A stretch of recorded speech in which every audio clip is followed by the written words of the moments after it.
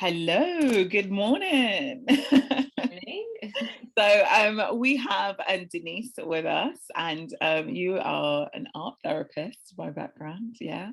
And yeah, I just want to have a chat with you for the benefit of those that get to listen to this, to really understand who you are, what you've created, your journey throughout this process, where you were before. We'll just have a bit of a general chat to be able to help others kind of see what your transformation has been like. Okay. So first things first, really. When did you qualify as an art therapist? How long have you been in that world? I've qualified in 2015. Uh-huh. And so I've been practicing for a couple of years now. And I've always worked in the educational system, but I've started to feel recently that I want to kind of step out of that. But that's been kind of my initial journey working as an art therapist. Nice, nice. And you mentioned like had wanted to step out of that. Like, where did you get with that journey before like we had met? Like, what ideas had you started? Like, where were you? Because I know you'd started doing a few things. Yeah, so it's always been at the back of my mind that I wanted to shift into something else, but I wasn't really quite sure. Mm. So I was kind of, there was a time when I was interested in nature therapy. First, I started to kind of expand myself. I was like, I want to be more fluid, more flexible. So I started to read about different types of therapies and maybe working with adults, a little bit of spirituality, got really interested in mindfulness and meditation, but still kind of interested in art therapy. So I started to feel like I'm gaining so much information. And then last summer in 2020, I got this massive idea of sharing certain things online with people. So it was a very basic idea, Mm. really kind of underdeveloped. But I knew I wanted to do something online with providing a space for people to shift their perspective about things, to Uh-huh. think differently, to just make them wonder about something that they might kind of be stuck on, and just allowing a space for them to think differently or to reflect differently. But I wasn't really sure how to do that. So I Mm. started to kind of write down a lot of notes. In the meantime, of course, art therapy and all, therapeutic support had to move online. Mhm. So I was like, how does that happen? How does art therapy take place online? Can it actually happen? So I attended some kind of meetings with the British Association of Art Therapists, where we all came together and discussed how we're going to transform art therapy to remote work. I Mhm. was doing a lot of research, like a lot of like different aspects, but it wasn't kind of coming together as a way of kind of, okay, this is how I want to do it. So I Yes. had an idea, but I wasn't really sure how and what.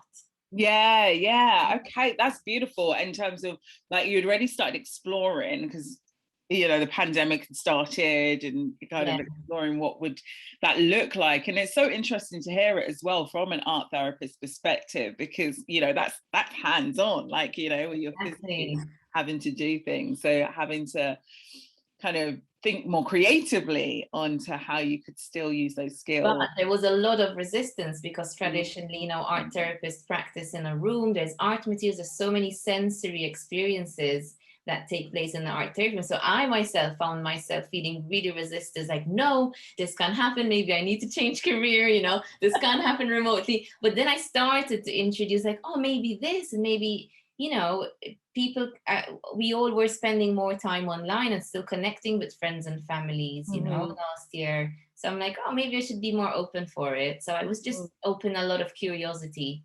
Yes, Um, yes, and allowing yourself to be curious with it, yeah. right? Yeah, even with the resistance. Yeah, yeah, no, that's awesome. And so you had that kind of idea like bubbling up in the background. Um, and then, but there was a few other things I think you was doing. You was already selling like your own art stuff, I think. Yeah. Yeah. Was there a book? I can't remember. I feel. Yeah, so I published two arts and crafts book. I've got like my art, my website. So I already had kind of been kind of experimenting with social media for quite a long time, and like online presence. I've got an online shop.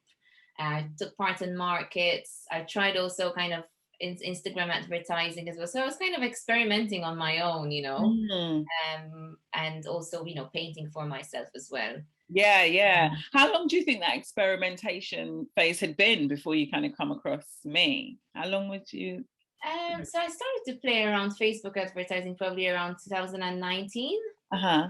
Yeah, but it was only through my art, not promoting myself as an art therapist as such. Right. I was kind of producing like notebooks with my artwork, products with my artwork. Okay. So I always kind of had my job and then my creative and painting practice on the side. So I was playing around more with my painting practice rather than my practice as an art therapy when it comes to online presence. Right. Okay. Yes. So as an art therapist, you hadn't really been in the online, but as an artist, where to start. Yeah. Yeah, absolutely.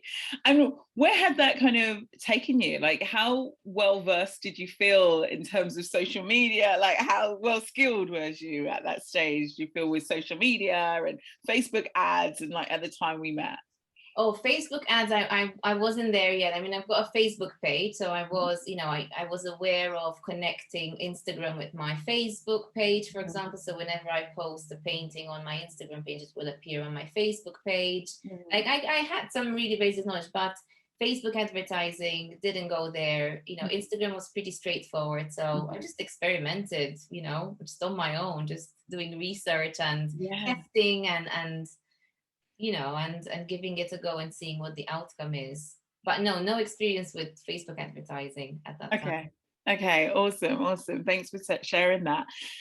So I guess like you had like an idea, you had already been playing around a bit in terms of your creativity side of things, right? And then you had your work as a professional in your job. Why did you get to a point, like what was it about, like, okay, like let me now just work with Dr. Tilean, let me now get support, let me now birth an actual transformational experience, right? What was that decision making time like for you? Like where did that come from? Okay, so as I said, it all started brewing in I think it was June 2020. And I always refer to it as like giving birth to an idea. So I had this idea that I'd like to provide a space. Like space kept coming up, like a safe space, which we do as therapists, though we provide a safe space. But I wanted to provide creativity in that, a reflective space. So the idea was really clear. And I remember myself doing a lot of writing, note taking, just writing a lot of things. I remember one night I just laid awake and I just couldn't sleep because I was so excited with this idea. And then a few months later, I was like, oh, maybe it was just a phase, maybe I shouldn't, be experimenting with this idea. I tried to kind of explore Instagram, but I thought it's going to be so much work. I've already got an Instagram account for my paintings, like more social media, no. And I remember sharing my idea with my friend who is a therapist. And after a couple of months, I think it was around November, October, November, she told me, oh, Denise, what happened to that idea that you had? I had also given it a title. I called it the transitional space. So I had a lot of rich content and ideas already there, but I put it aside for a while. And then my friend messaged me and said, what happens to that? I told her, well, I'm not really sure how. And, it was really intense. I gave birth to this idea, but I wasn't really sure if Instagram was the right platform. I think I need something more. So I'm going to hold off for a while until I find the right thing. And then, Dr. Tilean came along through Facebook advertising, I suppose. And I was doing some online courses around practicing remote online therapy. So I was given this online course and I had started kind of going through the modules myself and attended some meetings with other art therapists as well.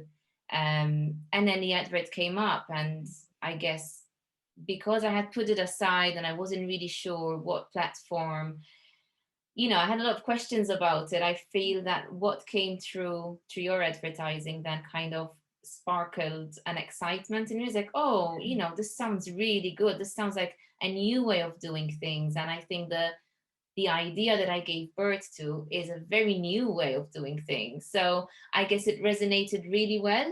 And it's interesting because I had put it aside. So I wasn't kind of focusing on that. I was more focusing on the future of therapy and how that's going to be, and expanding my thinking, and challenging certain ways that I've been taught of how to do therapy. So I was in a very expansive space, I guess. And then when the advert came through, it just blended really well with what I've been kind of processing in general. Yeah, Yeah, does that make absolutely. sense? Makes perfect sense. And then because you went through our popular challenge as well, right? You know, the Yeah, Position Prize Promote Challenge. How did that then help you? Because then that was obviously then the next wave for you of like, that oh, was like, like if it was a little bit blurred, whatever was going on, that just gave me more clarity, because I remember it was a 5-day challenge. And I remember that the challenge used to take place during the day, and at that time I was working remotely from home, so I would like sneak in my break, or if I had like an hour off, log on to the challenge. And I remember having like my work stuff and my challenge stuff on my desk, and just managing the two. And I remember feeling really excited about the next day of the challenge, because it started to really get me excited about the idea that I had put aside.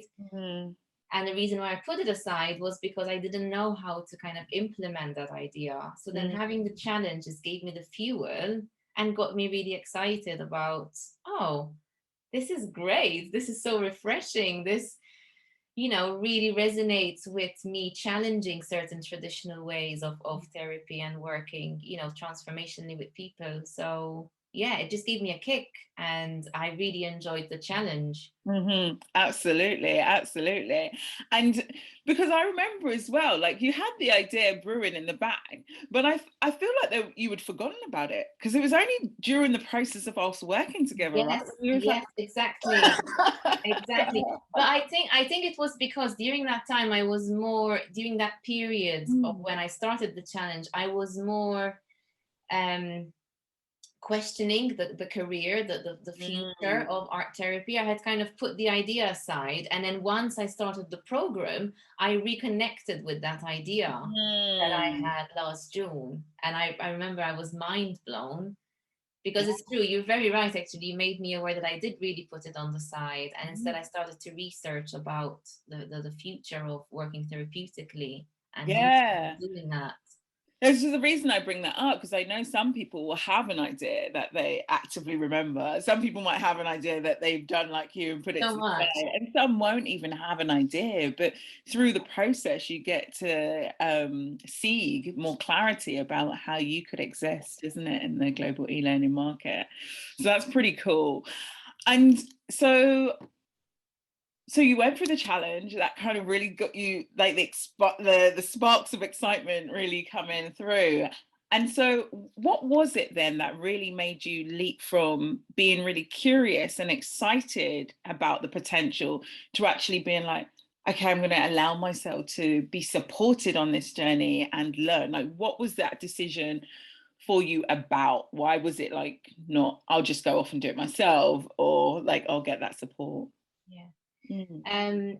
I remember, I think it was the last day of the challenge, it was day 5, where we talked about the employee mindset and the entrepreneur, or like, I can't remember what the word Yeah. was, but entrepreneur mindset. And I never considered myself as an entrepreneur, but I knew I was always, or at least I was at the point where I was kind of, yeah, employee mindset. I've done that for a while, but I knew I had this other side of me, obviously my creative side, where I was very innovative and always kind of having projects on the side. And I also never decided to work 5 days a week. I always kind of have a side 3-day job, and then on the side I'm doing my stuff.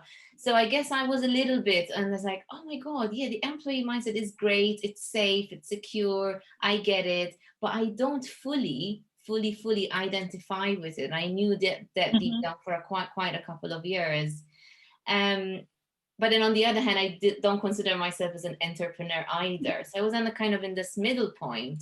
But I'm thinking, actually, I'm not identifying so much with the employee mindset. And year after year, it's getting less and less the thing that I want to do. I think I'm more comfortable kind of creating my own stuff and developing something that I can draw from my experiences, from my work, from being an employee as well, and from learning from charities and voluntary organizations that I worked for.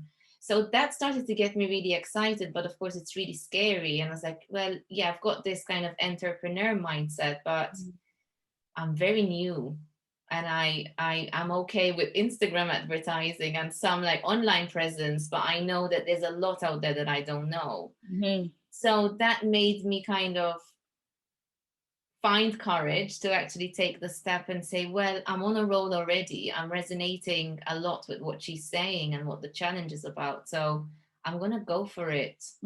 It really matched the kind of flow that I was in. Yeah. It was all about new ways of working. And that was at the back of my mind all the time, even though I had kind of put my idea on the side at that time. Yeah, absolutely. And I love that, because I remember, you know, before we started speaking here today, at the beginning, you had said about the wave, you know, that visual of you felt like the waves coming and then you jumped on it. Yeah. Yeah, it feels a little bit like that. It feels like I was kind of swimming and then this wave, you know, came through, and I, instead of kind of running away from it, I was like, oh, let me just ride the wave and see where this goes, because I feel like it's, you know, it flowed quite naturally and it resonated a lot. So yeah, you can't deny it. When something resonates really strongly, you know, you can't just run away very easy. You're like, oh, I'm curious, I want to know more. yes, Give it a go. So I would guess I was experiencing a lot of that. yes. And how easy was it to ride the wave though? Like Oh, and I'm saying that, you know, there was a lot of resonation, but it was also very scary. I was like, you know, this is so new. This is so new. Even though I've started, you know, expanding and being curious about new ways of working, I was like, you know, this is huge as well. So there was a lot of fear. But I also was going through my own kind of transformation as well and working on myself. And I was reading a lot about fear at that time as well. And I had also made a decision to move as well. I moved flat, which was really extremely hard and was really fearful. So I had kind of things going on in my life. I was like, okay, but you can feel fear and still do the thing, you know. You don't run away just because you're feeling fear. You can kind of stay with it and understand it and still take action and go for it. So it wasn't easy, even though the wave flowed, I've got to say. yes. And also the financial side of also, you know, paying for a program like that without knowing exactly what the outcome is going to be. Yes, yes, exactly. Huge. How did you help yourself move forward with that? Because like there is no idea on what the outcome's going to be, but you're like, okay, like I'm going to just kind of go with it. Like what helped you, if anything, in terms of mindset of like just going for it? I think what kept me going is the strong resonation I had during the challenge. You know, even the challenge, I started to kind of disengage and not feel what was being explored, and that would have been different. But because I was kind of quite attracted to what was being explored in the challenge, I was like, but there was something there that really felt right, and I have to follow that, you know.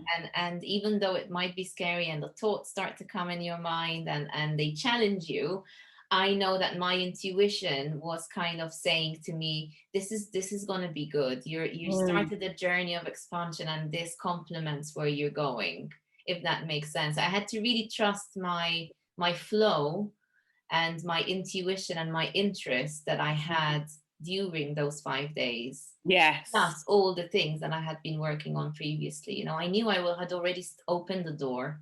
So I'm like, might as well just carry on, you know, rather than go back and shut the door. Absolutely. And open the door, you've achieved so much. Like what like explain some of the like tangible results that you've had in terms of what you've actually created through the process, but also like mindset side as well. There's a kind of mindset outcomes that happen as well on the journey. So it'd be great to share some of them, what you've achieved by going through that door. Yeah. I think by going through that door, I had to really sit with what I really wanted to do, what my vision is, which of course, you think about in life, right? On a daily basis, you're like, oh, I wish I could do this and that, but they're just flowing ideas. Or maybe you do some journaling and write about them. But I think it really grounded what I actually want and how I can create a life that suits me in terms of values, in terms of interest, in terms of how I want to help people. So it's integrated a lot of different aspects of myself and of my life all together. So it isn't just about finding a way to support people. It's more than that.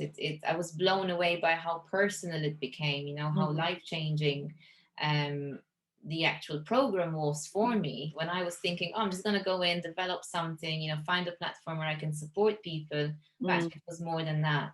And gradually, I guess my mindset has been shifting and is still shifting more towards the entrepreneur and, you know, mindset, which I was very kind of unsure of. And I had mixed feelings about the word entrepreneur, and I still do. I guess I'm still working it out. But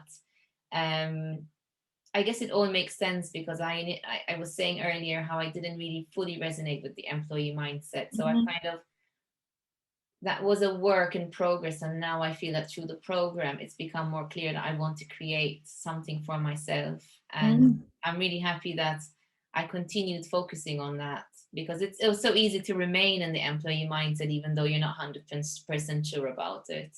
Right, exactly, absolutely. Because it's safe and it's secure. And don't get me wrong, I still have my job, and I'm still kind of working through it, because that just doesn't happen on, you know, overnight either. Yeah. Absolutely. And it is that journey of expansion with your mindset. But now you have the transitional space there, right? Exactly. There created.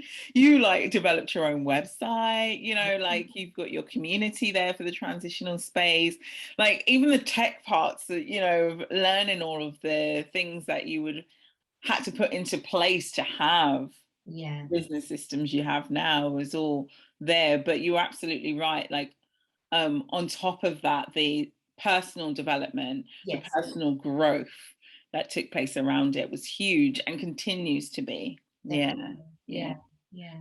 What aspects do you feel of the process really supported you to put the business together for the transitional space and to have that opened and to, you know, really start, you know, putting aside your business time? I know you said like this afternoon you're going to be, you know, doing things for the business and things. So what really about the process really stood out to you and helped you, right? Okay. So firstly, I was in a very good position because in my week, I always had a day off on Monday. So at the back of my mind, I always knew that if I enter this program, I've got that one day of working on whatever I was kind of developing in the program. And actually, I'd like to clarify that, as you said earlier, when we started to work together, I wasn't really sure of what I wanted to develop, because it was only a couple of weeks later that then the transitional space, the idea from last year, kind of came back, right? So it was really helpful to have sessions with you to kind of explore what I could do. And then by having that space, automatically the transitional space came back into my life and into the program. So obviously sessions, having that 1 hour to just brainstorm and having your support were extremely helpful. I found that the reset, the weekly reset, was really helpful, although I struggled initially with it. Of course, it's all new, so I struggled. I was like, oh, what is this about? No, I'm not really being accountable, because I'm writing things that I want to do, but then I'm not doing it. So it's really confusing at the moment. So then the reset started to make me feel frustrated at myself. So of course, I didn't like the reset for a while. But then I actually explored it with you in one of our sessions, and you gave a really kind of softer view of the reset. So I started to take a different approach and try to really connect with myself more, rather than kind of writing things down for the sake that I would say I've got these things that I need to do. So I started to take a gentler approach to the reset, and I finally got it. You know, I was kind of okay. So I would wake up on a Monday, which was the day where I still work on the transitional space, switch on my laptop and do the reset.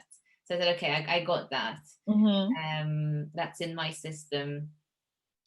And then obviously the weekly sessions that we used to have with everyone who's on the program, extremely inspiring. I always felt really pumped up after the sessions that we had twice a week. Sometimes I wasn't able to attend because of work, so that would make me feel a bit like, I want to leave my job and just do this. I'm gonna quit. But thankfully there's the recording, so I kind of try to do some catching up over the weekend or on Mondays. And then of course the mindset sessions with Emma Jean. Yeah. Really focus on the depth of what is actually going on. I also like that the Slack community as well, where we could just kind of vent off and share things that are going on or celebrations and success. It's been incredible. There's so many things that kept me going, and it's been extremely holding overall. Yeah, absolutely. And and even like having that ability to tune in with what, like, your language for your marketing and what you're going to say, and like your data, and understanding what data means around that. And so you can really start to see yourself growing as a business, right? And seeing all of that come together has been huge. Absolutely huge. Yeah. And you've been like, because you now have your transitional space community, and you like speak to them. You've done like, so I went live twice, which was really hard. Of course, you keep on postponing it. Maybe I'll do it next week when my hair looks better, when I'm having a good hair day. So many excuses that come up. But thankfully, because we worked a lot on mindset and our kind of patterns and the way our mind kind of projects all these thoughts based on fear and all of that, thankfully, because of that awareness, I was able to say, okay, I know what's going on here. So I think the mindset work is really fundamental. Absolutely. Everything that you do, because it could be like the smallest thing of setting up an advert or just going live, and you just keep postponing it. Don't get me wrong, I still postpone certain things, but I catch myself. I say, okay, I know what I'm doing there. Absolutely. And because you have now got to a space where you really are in a flow of things, right? You're allowing yourself to continue to grow and continue to build this and make it flourish even more than it is already. And I'm enjoying continuing to support you with that through the Vibe and Rise. And I just wonder as well, like, it's always sometimes hard to even imagine, but if you didn't take that leap, ride the wave, right, in that, how far do you feel along you would have been otherwise? To be honest, how I said that I've kind of put the idea aside for a while. I think that putting the idea aside for a while would have been really prolonged, and I would have risked maybe not taking it back and leaving it on the shelf for quite a long time. And I feel really lucky because I've had the opportunity to take that idea and actually develop it and break it down and get into the little nitty-gritty things about kind of developing it as a business. And I think I would have remained pondering about that kind of employee entrepreneurship, entrepreneur mindset. I would have been stuck, I guess, in wondering and questioning without taking action about it. Yeah, absolutely. Well, I'm glad you rode the wave, and and continue to support you. Lastly, I guess if there's anyone that listens to this and hears this and wonders, maybe they're in the similar space that you were, right? Of had a few ideas, wrote a lot of notes, journaled a lot, maybe like started creating, stopped, wondered if I should go forward with it, thought of something else, right? what advice you would give them in terms of moving forward with their vision and allowing themselves to just really ride the wave of creativity and putting into place things to create a business model that can really provide them with a mission that they're already is already been fueled within them, whether the light switched on or not. You know, what advice would you kind of give somebody in that place? So there's one thing having an idea, right? And then there's one thing implementing it and taking the step to actually see how it's going to work. And I think, at least for me, having an idea is great, but then the implementation side, you know, the technical side and the mindset, all the work that I've been doing over the past few months, I can't imagine myself doing that all alone. So I guess the advice is that, you know, hold on to that idea, experiment, and do some testing and trial and learn on your own, of course, because we have the capacity, especially nowadays, you know, online, you can just, you know, how do I set up a Facebook advert? You know, you could easily access all the stuff. So yeah. I guess we can learn a lot on our own. And I myself was testing out quite a lot of things and experimenting. And I was just doing it in a really kind of casual and relaxed way. And I was like, oh, okay, this worked, this hasn't. So I guess my point is that we can learn, and I don't want in a way to imply that we're not able to create something on our own. I guess what I'm trying to say is that there are people who have experience and are offering spaces to support people who are creative or who have these ideas but do not know how to develop them, and really offer tips and support to actually develop it and to make it bigger and to actually make it work, because we can't do everything on our own. And we can do a lot on our own, but we can't do everything on our own. So I guess that's my message. That's a huge takeaway. I love that. I love that. We can do a lot on our own, but we can't do everything on our own. Absolutely. Everything. Like if we think of the interconnectedness of nature and the world and people, it's powerful. Powerful. Yeah. Well, thank you very much, Denise, for your time. I know you're a busy woman, so I'm really, really grateful for you taking time out to share your experience and for it to benefit others that will hear this. Okay. You're very welcome, and thank you for the wonderful wave ride of the wave. Keep riding. We're gonna keep riding. Yeah, exactly. It doesn't stop. It doesn't stop. Exactly. Take care. All right. Thank you.